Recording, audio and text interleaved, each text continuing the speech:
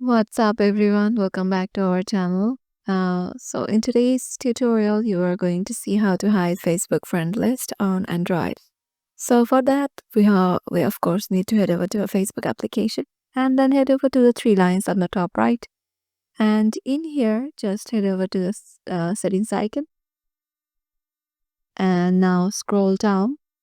And here you will find the option of audience and visibility. Under that section, you will find how people can find and contact you. Just tap on that. In here, you can see several options. And from there on your friends section, you can see who can see your friends list option. Tap on it.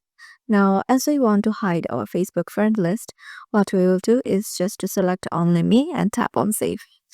And now only me and only me can see the Facebook friend list of mine. No other person can see. So it's hidden. So yeah, this is how you can do it too. If you have any question for it, just comment down below and we will reach out. Hope to see you in next one.